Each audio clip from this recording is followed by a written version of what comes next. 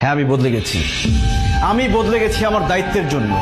আমি বদলে গেছি আমার পরিবারের জন্য, তোমাদের সবাইকে ভালো রাখার জন্য। মানে?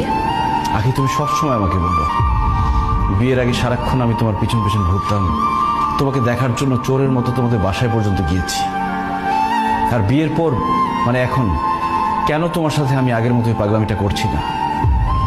বিয়ের আগে আমি শুধু একজন প্রেমিক ছিলাম, আমার কোনো দায়িত্ব ছিল না, অফিস ছিল না, বস ছিল না, বাসা ভাড়া ছিল না, বউ ছিল না, এমনকি বাবা মায়ের চিকিৎসার খরচ পর্যন্ত চালাতে হতো না। আমার পৃথিবীতে ছিল শুধু তুমি আর তুমি। তাই শুধু তোমাকে দেখতে চাইতাম, তোমার পিছন পিছন ঘুরতাম, তোমার জন্য পাগল হয়ে যেতাম। বিয়ের আগে তুমি শুধু আমার প্রেমিকা ছিলে, তোমার জন্য আমার এক্সট্রা কোনো খরচ করতে হতো না। কিন্তু বিয়ের পর তো তুমি আমার বউ, তোমার ভরণ পোষণ, তোমার দায়িত্ব, তোমার থাকা খাওয়া সবকিছুর দায়িত্ব আমাকে নিতে হচ্ছে। আমাদের বাসা ভাড়াটা এখন আমাকে দিতে হয়, আমার বাবা মায়ের চিকিৎসার খরচ আমাকে দিতে হয়। আর এই সংসারের পুরো দায়িত্বই তো এখন আমার। আর আমার চাকরি আছে, সেখানকার কাজটাও তো আমাকেই করতে হয় আখি। বসের মন জুগিয়ে চলতে হয়।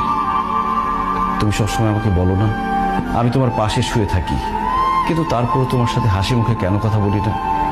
কারণ আমি তখন চিন্তা করি, আমি ভাবি যে আমার বউটার মুখে সবসময় হাসি কিভাবে ধরে রাখতে পারবো।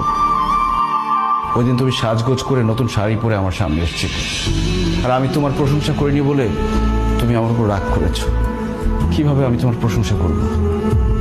আমি তো তখন ভাবছিলাম যে আমি কিভাবে আমার বউকে আরেকটা নতুন শাড়ি কিনে দিতে পারবো, কিভাবে আমার বউটা সবসময় সাজগোজ করে থাকতে পারবে, সেটা নিয়ে ভাবছিলাম। আমি প্রশংসা করতে পারিনি। এই জন্য আমি 9টা থেকে 5টা পর্যন্ত অফিস করি, মাঝে মধ্যে এক্সট্রা কাজও করি। অফিসে বসের সাথে কথা বলে, কলিগদের সাথে কথা বলার পর আর কথা বলার মতো কোনো শক্তি থাকে না আমার। তাই এসে আমি শুয়ে পড়তে চাই।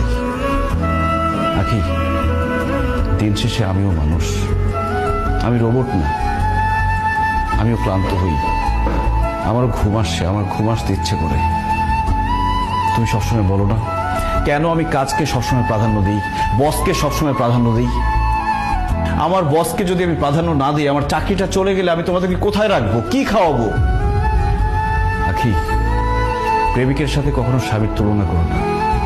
একজন প্রেমিকের কোনো দায়িত্ব নেই, সে অনেক কিছুই করতে পারে।